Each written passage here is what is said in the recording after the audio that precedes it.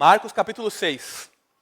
Nessa série de exposições sobre o Evangelho de Marcos, eu espero que ela esteja sendo tão edificante para vocês como tem sido para mim.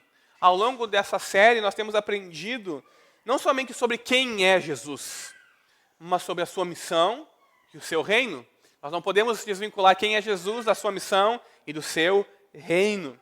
Temos aprendido que Jesus, Deus encarnado, é o verdadeiro e grande pastor das ovelhas do seu povo, que ensina e cuida com um coração cheio de compaixão aqueles que pertencem a Deus, que desde antes da fundação do mundo foram eleitos por Deus, a quem Ele veio salvar dos pecados deles. E nós temos aprendido que Jesus é um servo, apesar de ser Senhor, está constantemente servindo as pessoas, amando as pessoas, doando a sua vida, curando, libertando e ensinando a respeito do reino de Deus. Nós vamos continuar então, nessa manhã, aprendendo mais sobre Jesus, sua missão e o seu reino, a partir dos versículos 45 a 52 do capítulo 6 do Evangelho de Marcos. E diz assim, a palavra de Deus. Logo a seguir, Jesus fez com que os seus discípulos entrassem no barco e fossem adiante dele para o outro lado, para Betsaida, enquanto ele despedia a multidão. E tendo-os despedido, ele subiu ao monte para orar. Ao cair da tarde, o barco estava no meio do mar e Jesus estava sozinho em terra.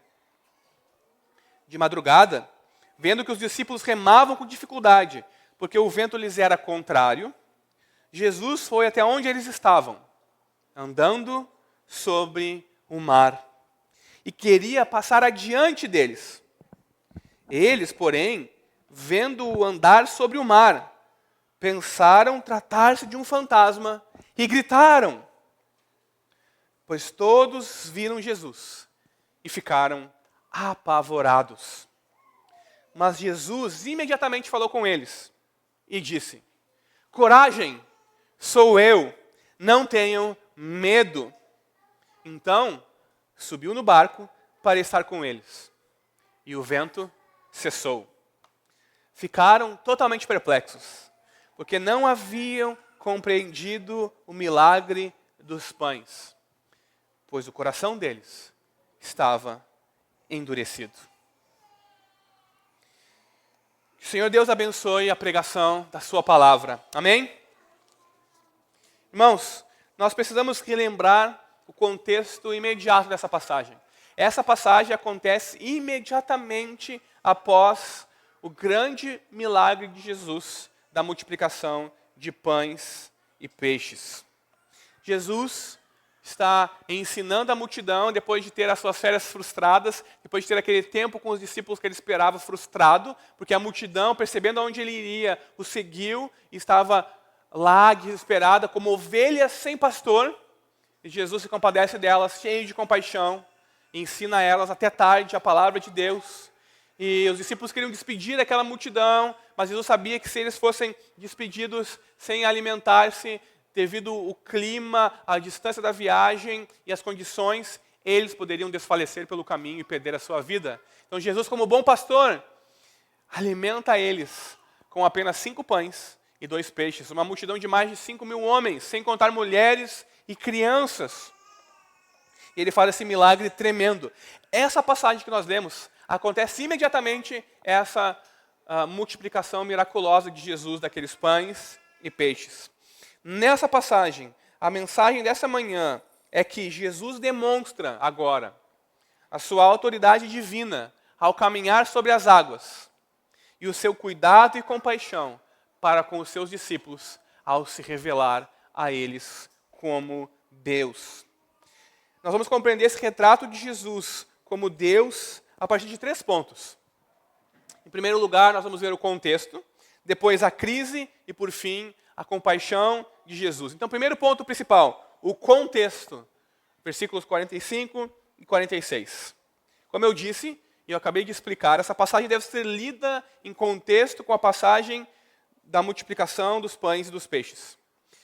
Isso é assim porque a gente tem que perceber que Marcos usa uma das suas palavras mais teologicamente significativas. Imediatamente, ou logo a seguir, na tradução da Nova Almeida Atualizada que nós estamos utilizando aqui.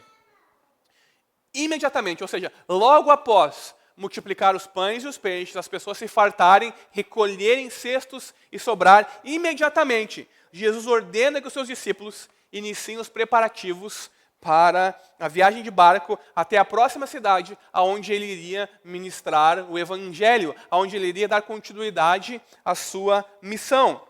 Só que essa cidade ficava do outro lado do mar da Galileia, em Betsaida. Então ele manda os seus discípulos preparem o barco e vão, enquanto eu despeço as multidões. A urgência no pedido de Jesus para os seus discípulos aqui. Por isso que Marcos fala imediatamente. Jesus não foi tirar uma soneca ou não foi descansar do seu imenso milagre, nem colher os louros e ser celebrado pela multidão. Imediatamente, ele ordena que os seus discípulos comecem a fazer os preparativos para a viagem, porque havia urgência no seu pedido. Havia urgência porque era noite já. A noite estava se aproximando e as pessoas precisavam ir embora para as suas casas. Mas também, como nós compreendemos a partir do capítulo 6 do Evangelho de João, que ilumina essa passagem como uma passagem paralela, a multidão estava querendo proclamar Jesus à força como o rei deles. Por quê? Porque a multidão havia compreendido o que tinha acontecido ali. Nossa, esse homem no deserto está multiplicando pães e nos dando alimento. Parece que nós temos um novo Moisés aqui.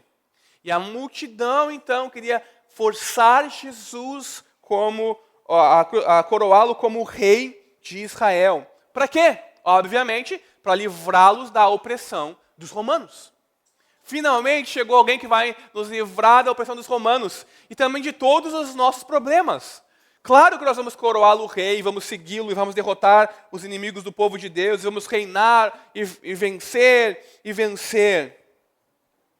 Então Marcos nos diz que Jesus basicamente forçou os discípulos, empurrou os discípulos. E a palavra que Marcos utiliza aqui é forçar os discípulos a ir embora para a próxima cidade, para Betsaida. Mas por que Jesus faz isso? Por que Jesus não ordena que eles dispersam a multidão, como ele vinha fazendo? Por que Jesus não utiliza o serviço deles e continua treinando eles? Jesus conhecia a dureza do coração dos seus discípulos e a falta de compreensão deles a respeito da sua pessoa. Ele sabia que se eles ficassem ali, eles seriam tentados pelos planos políticos da multidão de tornar Jesus o rei de Israel. Eles até mesmo poderiam cooperar com a multidão, tentando convencer Jesus a aceitar ser coroado rei e derrotar Roma, porque eles não entendiam os planos, quem era Jesus de fato e por que Jesus havia encarnado. Eles adorariam a ideia de ter Jesus como rei e, é claro, de reinar com ele também. Percebam, os discípulos não compreendiam e tinham seu coração endurecido. Então, Jesus ordena que eles façam os preparativos e vão embora para que eles não fossem tentados. Jesus está cuidando deles aqui, está protegendo os seus discípulos. E então ele começa a despedir a multidão. Irmãos, eu queria estar lá, porque deve ter sido um dos maiores exemplos de liderança de Jesus. Pensem em uma multidão, em burburinho, em pessoas querendo coroar Jesus. Ele consegue ao mesmo tempo fazer com que os seus discípulos comecem os preparativos e iniciem a viagem para uma outra cidade, como despedir a multidão de forma pacífica. Não há morte, não há briga, não há alvoroço, não há nada. E Jesus também, de forma pacífica, se direciona para um monte para orar. Deve ter sido um dia maravilhoso do exemplo de liderança de Jesus. Então Jesus retira da vista daquelas pessoas e vai para o monte a fim de orar e estar a sós com o seu Deus e o seu Pai. E lá no monte ele permanece um bom tempo orando. Por volta das 7 horas da noite até mais ou menos 3 horas da madrugada. Um pequeno parênteses aqui. É interessante E uma preciosa lição para nós hoje. Percebemos que após realizar um importante sinal, um grande milagre, Jesus não celebra com seus discípulos, não é aceito ser coroado pela multidão. Ele reafirma o seu chamado, a sua vocação como servo por meio da oração. Retirando-se da multidão, para não ser tentado, para ir lá e reafirmar o seu chamado, a sua filiação divina como servo e não como um libertador político. Qualquer um de nós ia aproveitar aquele momento para brilhar. É os meus 15 segundos de fama, 15 minutos. E você iria aproveitar, mas Jesus não. Ele não é demovido da sua missão. Ele sabe para o que ele encarnou e ele vai cumprir aquilo para o qual ele encarnou. Mas voltamos ao tema da oração. Os evangelhos, eles nos mostram claramente o Senhor Jesus em constante oração. Marcos, ele nos mostra Jesus em constante serviço e orando em momentos-chave. Marcos registra apenas 3 momentos onde Jesus está orando. E este é um deles, porque é um momento-chave, onde ele vai se revelar como quem ele de fato é. Mas se nós lermos os outros evangelhos, nós veremos que a oração fazia parte da vida diária de Jesus. E ele dedicou boa parte do seu ministério terreno à oração. Jesus orava em diversos lugares e em momentos. Seja quando prestes a tomar uma decisão importante, que é a primeira vez que nós vemos Jesus orar no Evangelho de Marcos. Quando ele sobe ao monte e depois ele desce para escolher os 12 apóstolos. Seja quando nós leremos no jardim do Getsêmani, Jesus orando antes de ser preso e crucificado. Ou seja, em ocasiões como a passagem de hoje, onde ele vai se revelar, onde ele vai avançar o seu propósito. A oração fazia parte da vida diária de Jesus. Nós precisamos aprender com Jesus que a oração é a parte mais importante da vida cristã, da nova vida que temos recebido de Deus, e que a oração não deve jamais ser negligenciada. Precisamos aprender com Jesus a orar, não apenas em momentos de crise, de dificuldade, de medo. Quando nós vemos que tudo o que tentamos não vai dar certo. O apóstolo Paulo nos diz que devemos orar em todo o tempo. Efésios 6,18. E que não devemos andar ansiosos por coisa alguma, mas apresentar tudo em oração a Deus. Orar como Jesus, em todo o tempo, em todas as circunstâncias e ocasiões. A oração é a parte mais importante da vida que recebemos de Deus. Não é só a parte mais importante, como é a atividade mais elevada que nós, como seres humanos, podemos realizar. Talvez, se você for a um museu e ver uma magnífica pintura de um dos mais renomados artistas, quem sabe você vai ao Louvre e vê Mona Lisa e você fica impressionado. Nossa, essa é uma das mais belas coisas que o espírito humano pode produzir.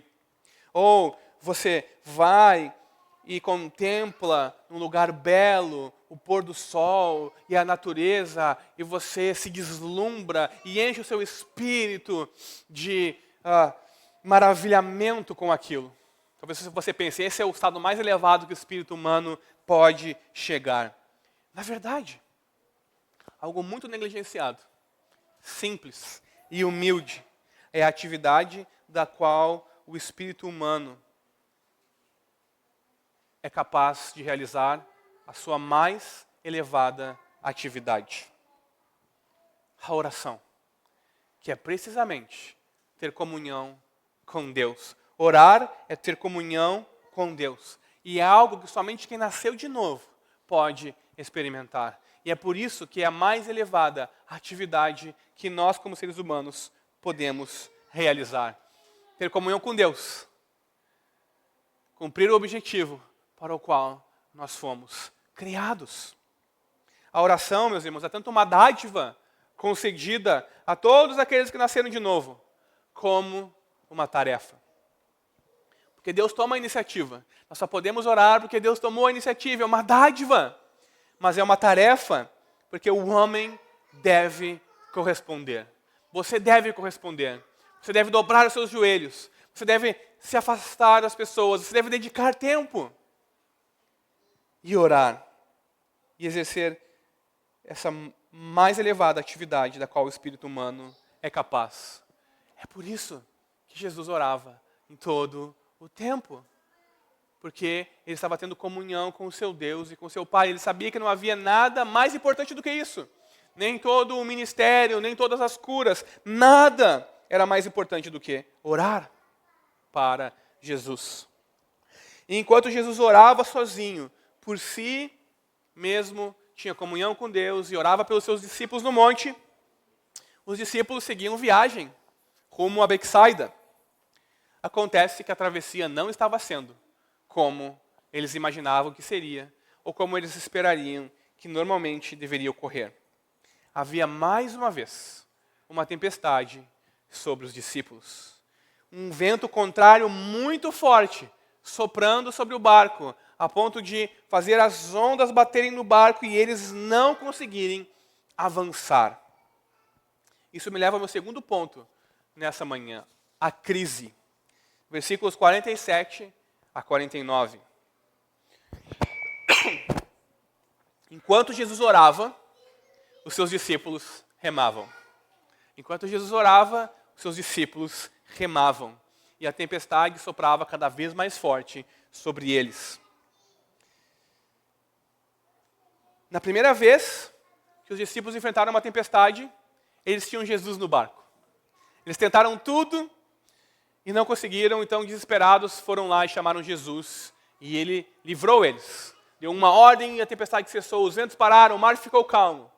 E eles seguiram viagem. Mas agora, eles estão sozinhos no barco. E por mais que as tempestades sejam frequentes no mar da Galileia, e ainda hoje são capazes de impedirem alguns dias a navegação lá, para quem vai turistar ou para quem mora lá, mas mesmo assim, aqueles homens eram experientes, e mesmo com tempestades, e mesmo com o tempo, com as suas intempéries, eles conseguiam atravessar o mar da Galileia com a tecnologia que eles tinham, por volta de no máximo 6 horas de viagem. E eles estavam numa região que teriam que atravessar basicamente todo o mar da Galileia para chegar à cidade de Betsaida, que era na margem contrária. Mas irmãos, o vento era tão forte, que mesmo pescadores experientes como Pedro, Tiago, João e André não estavam conseguindo dar conta. E aproximadamente entre 6 e 9 horas de esforço contínuo, de remando para tentar chegar à outra margem, eles ainda estavam na metade do caminho. E isso faria que qualquer pessoa, até mesmo aqueles pescadores experientes, estivessem sofrendo de cansaço extremo, começassem a ficar apreensivos, preocupados. Será que nós vamos conseguir chegar lá? As minhas forças estão se esvaindo, e agora? E para piorar, ou para completar, eles não tinham Jesus no barco. Eles estavam mais uma vez em perigo no mar da Galileia. Percebam aqui o que Marcos quer que nós vejamos. O contraste entre as duas cenas. Jesus, de forma pacífica, no monte, orando e tendo comunhão com Deus. E os discípulos, na noite, com o vento soprando, no mar, angustiados e cansados. Eles pensavam que estavam sozinhos, que teriam que se livrar por suas próprias forças para chegar aonde deveriam chegar. Mas acontece que mesmo sem saber, e com todas as circunstâncias apontando o contrário, os discípulos estavam seguros. Eles estavam obedecendo a ordem de Jesus. Lembrem-se, Jesus mandou eles tomarem o barco e ir para Betsaida. E eles estavam obedecendo a ordem de Jesus, que estava no monte, intercedendo por eles. Eles estavam obedecendo a ordem de Jesus, então eles estavam seguros. Mas eles só conseguiam ver as ondas, a escuridão da noite. Eles só conseguiam sentir o vento forte batendo contra o barco. E a ausência de Jesus. Deus tem uma lição para nós aqui, meus irmãos. muitos cristãos têm a ideia equivocada de que ao obedecer à vontade de Deus, vão navegar somente por águas tranquilas e serenas. Isso não é verdade. Os discípulos estavam enfrentando aquela tempestade, aquele vento, aquelas ondas, porque eles estavam obedecendo a Jesus. Jesus ordenou, entrem no barco e vão para Betsaida. Eles entraram no barco e estavam empregando todos os meios necessários para irem até Betsaida. Às vezes, as tempestades da nossa vida fazem parte do plano de Deus para nós. Para nos moldar, para nos transformar à imagem do Filho de Deus. Nós temos que aprender essa lição aqui. Se você está obedecendo a Deus e as tempestades vêm na sua vida, não pense que Deus não está vendo você ou não está no controle. Creia, tenha fé, porque as tempestades da vida, às vezes, são parte do plano de Deus, para mim e para você. Quando os discípulos já não tinham mais forças e sentiam a ausência de Jesus, eis que eles começam a ver algo parecido como um ser humano caminhando sobre as águas. Eles olham uma vez e olham de novo, e eles não acreditam no que eles estão vendo. Era Jesus que estava indo em direção a eles para os ajudar na dificuldade deles. De forma inacreditável, de forma sobrenatural, Jesus estava andando sobre as águas, fazendo algo impossível para qualquer ser humano.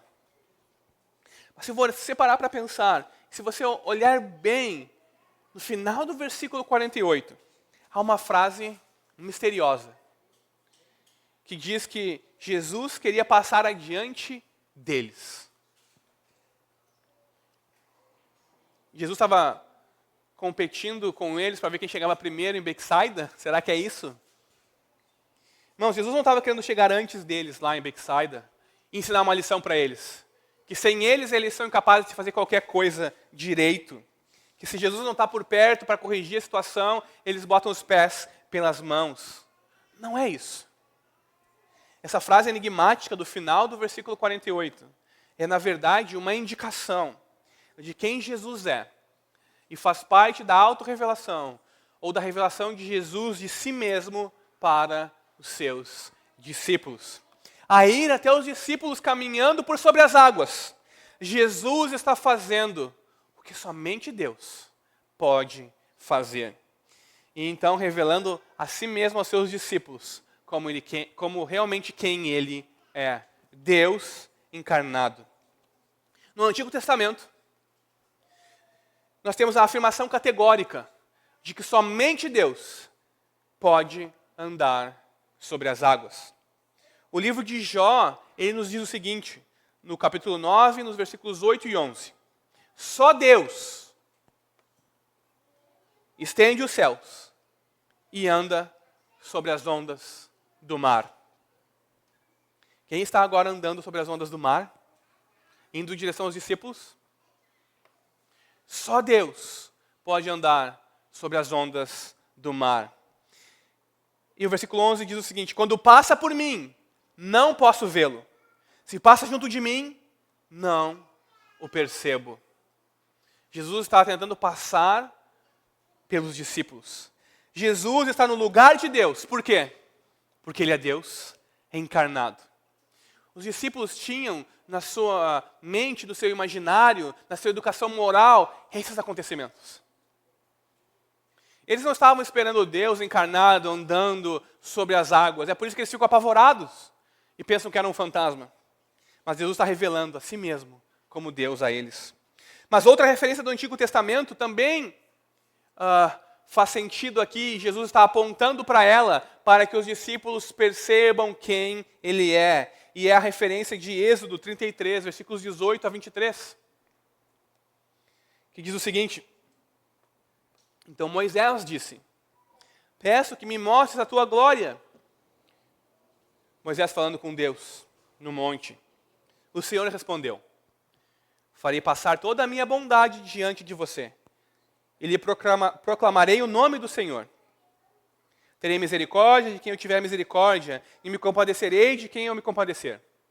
E acrescentou: você não poderá ver a minha face, porque ninguém verá a minha face e viverá. Disse mais o Senhor: eis aqui um lugar perto de mim, onde você ficará sobre a rocha. Quando a minha glória passar, eu porei você numa fenda da rocha, e o cobrirei com a mão, até que eu tenha passado. Depois, quando eu tirar a mão, você me verá pelas costas, mas a minha face ninguém verá. Ao andar sobre as águas, Jesus está apontando para essa passagem. Por quê? Percebam, ninguém pode ver a Deus quando ele passa andando sobre as águas. Ninguém pode ver a face de Deus. Mas Jesus está no lugar de Deus, andando onde somente Deus pode andar. E o que Jó não pôde ver, e o que Moisés somente pôde contemplar passando por ele, Jesus revela completamente aos seus discípulos.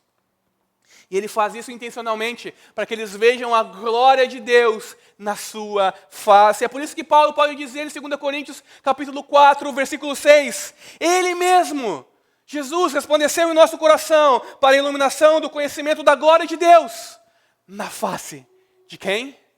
De Jesus Cristo.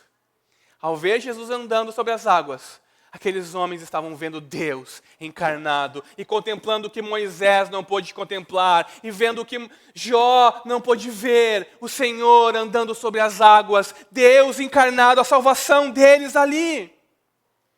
Qual é a reação deles? Pavor. Eles não ficaram apavorados com a tempestade. Eles estavam remando. Eles não ficaram apavorados com o vento contra, com a dificuldade, com a ausência de Jesus. Mas eles ficaram apavorados e gritaram como criancinhas quando eles viram Jesus andando. Porque eles não podiam compreender. Pensaram que era um fantasma. Isso me leva ao terceiro e último ponto que eu quero destacar aqui nessa manhã. Terceiro ponto principal, a compaixão de Jesus. Os discípulos apavorados. E o que Jesus faz? Imediatamente ele fala com eles. Imediatamente ele fala com eles e continua a revelar-se a si mesmo como Deus para eles. Percebam a compaixão de Jesus aqui. Ele fala com eles: tenham coragem, sou eu, não precisam ter medo. E ele vai em direção a eles, e ele entra no barco, e o que acontece? Cessa o vento, param as ondas. Irmãos, percebam aqui. Jesus nunca tinha sumido, os discípulos nunca tinham sumido da visão de Jesus. Eles estavam no monte, orando por eles. Eles estavam no monte, vendo a dificuldade deles. Ele os havia enviado rapidamente para não serem tentados pela multidão, porque ele se importa com os discípulos, tem compaixão deles. E quando eles estão em perigo, quando as suas forças estão se esvaindo, ele se levanta e vai em direção a eles. E ele entra no barco com eles. Eles nunca estiveram tão seguros quanto naquele mar, em meio àquela tempestade, porque Jesus estava cuidando deles. Mas quando Jesus diz, sou eu, ou eu sou aqui, ele está ainda continuando a sua revelação de si mesmo como Deus para os seus discípulos. Porque os discípulos saberiam que ele estava se referindo à forma como Deus se revelou a Moisés, quando Deus disse a Moisés, eu sou o que sou. Quando Moisés pergunta a Deus, e quem eu direi que me enviou? E Deus diz, eu sou o que eu sou quem eu sou. Diga a eles que eu sou, enviou você. E Jesus está dizendo aqui, eu sou, andando sobre as águas, acalmando a tempestade ao entrar no barco. Deus encarnado. Ele não só anda no lugar de Deus, mas ele assume para si o nome de Deus. E por que eu estou dando essa ênfase aqui em quem Jesus é, o Filho de Deus encarnado? Porque é por meio dele que eu e você podemos ter vida e nós precisamos crer nele como o Filho de Deus, Deus encarnado. Jesus não é um herói de quadrinhos, de ficção. Ele não é um herói imaginário. Ele é o rei do universo, o Senhor encarnado. E nessa passagem, eu e você podemos contemplar esse rei do universo indo salvar os seus discípulos. Porque ele se importa com eles. Porque ele cuida deles. Ele não apenas os despediu para não serem tentados. Ele não apenas intercedeu por eles. Mas no momento da aflição deles, ele vai ao socorro deles. E se revela a eles como Deus encarnado. E cuida deles, das dificuldades deles. Isso significa que se eu e você somos discípulos de Jesus, Ele também se importa conosco. Ele também cuida de nós. Ele também está intercedendo por nós. E é isso que Hebreus 7 nos ensina, que Deus encarnado, o nosso grande sumo sacerdote, o autor e consumador da nossa fé, está agora à direita de Deus, intercedendo por mim e por você. Nós nunca estamos longe das suas vistas. Nós nunca estamos longe do seu cuidado. Nas tempestades da nossa vida, Ele está cuidando de nós, olhando para nós. Mas não somente isso, Ele irá se levantar e ir em nossa direção e em nosso socorro. O bispo anglicano J.C. Ryle escreveu certa vez o seguinte: nesse incidente, nessa passagem, há pensamentos de consolo para todos os crentes verdadeiros. Sem importar onde se encontrem, sem importar quais sejam suas circunstâncias, o Senhor os vê. Sozinhos ou na companhia de alguém, enfermos ou com saúde, no mar ou em terra, em perigo na cidade, em perigo nos desertos. Os mesmos olhos que viram os discípulos sendo jogados pelas ondas do mar estão a nos contemplar continuamente. Nunca estamos fora do alcance dos discípulos. Nunca estamos fora do alcance dos cuidados do Senhor Jesus. Nossa situação nunca está oculta dele. Ele conhece as veredas pelas quais andamos e continua perfeitamente capaz de nos ajudar. Talvez Ele não venha em nosso socorro no momento que mais gostaríamos. Porém, Ele jamais permitirá que fracassemos por completo. Aquele que caminhou sobre a superfície das águas não muda. No tempo certo, sempre chegará para sustentar o seu povo. Embora ele possa demorar, esperemos pacientemente. Jesus sempre nos vê e jamais nos abandonará. Que sabe as palavras. Se você está nessa manhã, imaginando se Deus se preocupa com você, se Deus está vendo a sua situação, se Deus está se importando com você, ou se Ele virá em seu socorro na sua tempestade, essa passagem é um encorajamento para você. Ele vê, Ele se importa, Ele cuida de você e Ele irá na sua direção. Mas algo que o bispo Ryle disse é fundamental para nós aqui. Ele diz, talvez Ele não venha em nosso socorro no momento que mais gostaríamos. Essa é uma verdade que nós não podemos ignorar. Percebemos, os discípulos estavam remando por horas, e por horas a fio. E Jesus só foi na direção deles, alta madrugada. Na quarta vigília da noite, que era em torno de 3 a 6 horas da manhã, eles saíram quando estava escurecendo. Jesus só foi na direção deles quando estava clareando. Quando estava na quarta vigília da noite, de acordo com o costume dos romanos de medir o tempo. Irmãos, Deus geralmente é o Deus da quarta vigília da noite. O que isso significa? Significa que Ele vem em nosso socorro quando as nossas forças já se esvaíram, quando as nossas tentativas já fracassaram, quando a nossa incapacidade se torna aparente e nós confessamos, não somos capazes de resolver isso. Somente quando reconhecemos a nossa incapacidade e confiamos em Deus, é que Ele se manifesta. Ele geralmente é o Deus da quarta vigília da noite. Isso é assim por causa da nossa incredulidade, por causa da dureza do nosso coração. Perceba a paciência de Deus com os seus discípulos naquele momento. E perceba também a paciência de Deus com você. Aqueles discípulos, mesmo vendo e participando de tudo o que Jesus estava fazendo, tinham o seu coração endurecido. Não criam, não compreendiam, mas mesmo assim, o Deus encarnado não os abandonou. Pelo contrário, Ele usa esse momento para se revelar ainda mais a Ele, para que eles creiam em quem Ele é, para que eles tenham fé nele, para que o coração deles deixe de ser endurecido, deixe de ser incrédulo. Irmãos, é por isso que Deus permite as tempestades na minha e na sua vida, para que nós nos aproximemos dEle, para que nós paremos de procurar prazer e satisfação em lugares onde não iremos encontrar, e possamos encontrar verdadeira paz, alegria e satisfação nele somente, para confiarmos nele e dependermos totalmente dEle, para não termos o nosso coração endurecido. Hoje, Jesus também anda sobre as águas da nossa tempestade e passa adiante de nós. Ou seja, se revela como Deus e Senhor para mim e para você também.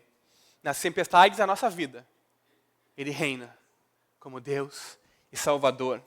Ele vê o nosso contexto, as dificuldades da nossa vida, o vento soprando contra e não nos abandona. Ele não abandona você. Se você pertence a Jesus, Ele não vai jamais abandonar você. Mas isso não significa que Ele vai resolver os seus problemas quando você quer. Significa que se você confia nele, Ele vai acalmar a tempestade na sua vida, mas no tempo dele, de acordo com a vontade dele, para a glória dele. No nosso tempo que nós vivemos, as pessoas usam Deus como um objeto para conseguir algo. Eu estou triste, quero ser feliz, eu procuro Deus. O meu casamento está em crise, eu procuro Deus. A minha saúde está esvaindo, eu procuro Deus. Deus não é um solucionador mágico de problemas. Ele não vai resolver os seus problemas, converter o seu cônjuge, ajudar o seu filho, prosperar você. Quando você quiser, à medida que você quiser. Ele não é um gênio da lâmpada que satisfaz 3 desejos para nós. E se eu dissesse isso para você, eu estaria mentindo para você. Deus é o Senhor soberano. E Ele usa as tempestades da nossa vida para se revelar a nós e fazer com que confiemos nele, mesmo que não vejamos. Mas se você crê e confia em Deus, você sabe que os planos dele estão ocultos para você. Mas que os planos dele são bons. E que ele faz com que todas as coisas cooperem para o seu bem. Você sabe que ele está trabalhando para você. Que ele não dorme. Que não dormita o guarda de Israel. Que enquanto você descansa, ele está trabalhando por você. Mas a nossa compreensão daquilo que Deus está fazendo na nossa vida e no mundo ao nosso redor não são completos e imediatos, são limitados. Nós vemos apenas em partes.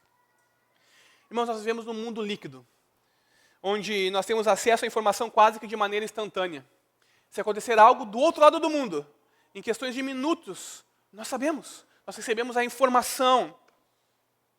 Mas o agir de Deus na nossa vida não é assim. Deus não nos revela como Ele vai fazer as coisas, como nós seremos guiados e conduzidos. Deus não revela o seu plano por completo para nós, porque Ele nos chama à fé. Ele nos chama a confiar nele, nos seus bons planos para nós.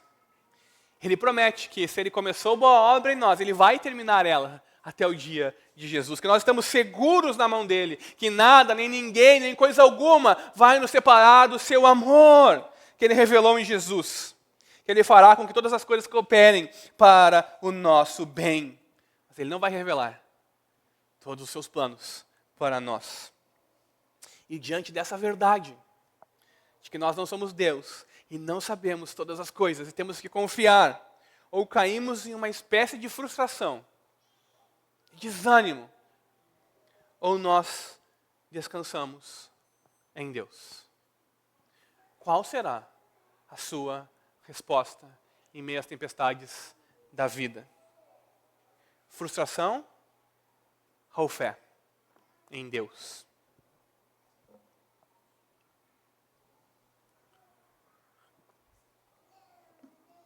Por fim, nós temos que estar constantemente alertas também à incredulidade no nosso próprio coração. Nós não somos imunes, irmãos, à incredulidade. Os discípulos não eram imunes. Pelo contrário, eles não compreendiam porque o coração deles era incrédulo. Nós pensamos que hoje a incredulidade se manifesta apenas em uma rejeição deliberada de Deus, da sua palavra. Sim, isso é incredulidade a olhos visíveis. Mas a incredulidade se manifesta também, mesmo quando ficamos atônitos e admirados.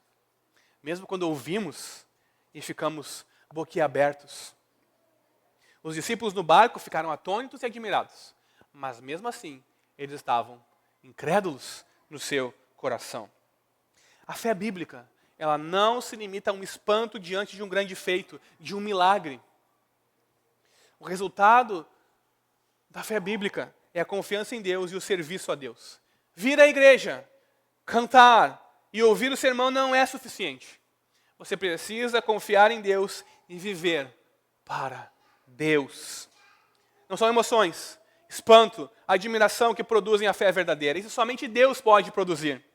Mas o teste da verdadeira fé é quando ela produz resultados. Boas obras que glorifiquem a Deus, como diz Tiago. Ou, como Paulo corrobora, nós somos salvos para andar em boas obras diante de Deus. Efésios 2, 10. A pergunta para mim e para você hoje é: você crê e a sua fé se expressa em ação? Ou você apenas fica admirado e espantado ao ouvir sobre Jesus, mas permanece com o coração endurecido? E o seu coração se manifesta endurecido quando, ao sair por aquelas portas, você vive como se Deus não existisse. Você vive de acordo com seus planos e projetos e os persegue às custas de qualquer um e qualquer coisa. Ou você crê e expressa a sua fé em obediência a Deus. O nosso problema é que não há nada mais endurecido, duro, do que o nosso coração. Até mesmo o diamante, o material humano mais conhecido, mais duro de todos, não é tão duro quanto o coração dos seres humanos, quanto o meu e o seu coração. Isso significa que eu e você precisamos de um novo coração, uma transformação total na nossa vida. A Escritura nos ensina que o problema é o nosso coração, é o nosso interior. Porque se não fosse pela ação misericordiosa e graciosa de Deus em nos alcançar, nos tirar do lamaçal de pecado, em nos tirar das trevas, em nos dar vida, ou em nos regenerar, para usar o termo teológico, para novo nascimento, nós jamais escolheríamos Deus e creríamos nele e o obedeceríamos. A nossa única contribuição para a nossa salvação é o nosso pecado, como dizia Lutero. Você já reparou que quando alguém está morrendo afogado e um salva-vidas, ou alguém tenta salvar aquela pessoa ela se desespera a tal ponto que ela tenta se agarrar, até mesmo começa a afogar a outra pessoa, porque ela quer lutar pela vida, ela quer ser salva. Ela começa a se debater desesperada, agarrar e lutar, porque ela não quer se afogar. O problema é que nós temos a tendência a pensar que a salvação, a ação de Deus, é algo parecido assim. Deus joga uma boia, e nós estamos nos afogando, e aqueles que veem a boia e têm força suficiente vão lá, nadam, pegam a boia e são salvos por Deus. Mas a imagem que nós temos que ter na nossa cabeça é de nós mesmos, nos amarrando com uma grande e enorme pedra, nos atirando no fundo do oceano. Nós não conseguimos nos ajudar.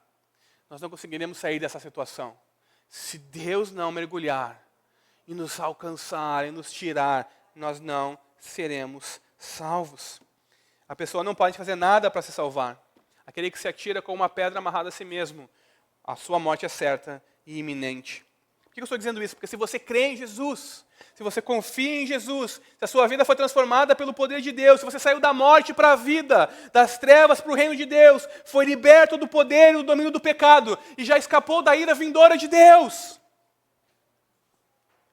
seja grato e responda com fé todos os dias da sua vida, porque isso é algo que você jamais poderia produzir. Então coloque a sua fé em ação.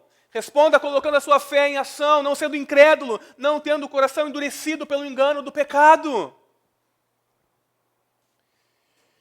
Jesus vê você nas tempestades que você enfrenta. Creia, tenha fé.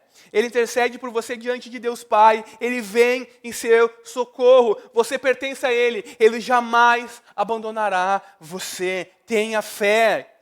Mesmo que Jesus pareça distante nas tempestades da sua vida, mesmo que Ele pareça não estar atento a você, mesmo que Ele pareça não estar preocupado com você, tenha fé, porque Ele está cuidando de você. Existem boas notícias para você durante as tempestades da sua vida. Jesus está com você. E Ele se importa com você, mesmo que você não veja. Sabe por que eu e você podemos ter certeza disso? Plena convicção de que Ele está conosco? Porque Jesus se encontrou com uma tempestade muito mais terrível, em meu e em teu favor. E a tempestade dessa passagem aponta para uma outra tempestade, que Jesus passou sozinho, em meu e em teu favor. Jesus não veio apenas para acalmar aquela tempestade e para salvar os seus discípulos naquela noite no mar da Galileia. Ele veio para aplacar a tempestade da justa e santa ira de Deus contra o pecado. Ele passou por essa tempestade na cruz como nosso substituto. É para enfrentar essa tempestade que Jesus encarnou. E se Ele não abandonou você naquela tempestade, se Jesus não abandonou você na tempestade do Calvário, enquanto Ele estava suportando toda a ira de Deus sobre si, levando o nosso pecado em nosso lugar, para que possamos experimentar a sua graça e misericórdia, por que você acha que Ele vai abandonar você nas suas tempestades? Se você compreende que Jesus suportou a tempestade da ira de Deus por você, você será capaz de suportar todas as adversidades da sua vida por meio da fé, colocando a sua fé em ação, pela graça de Deus, operando em você. Ele está com você. Ele cuida de você. Por isso tenha fé, confie em Deus. Na tempestade da sua vida, em breve, Ele irá se levantar e ir em seu socorro, em sua direção. Amém? Vamos nos colocar de pé, vamos orar.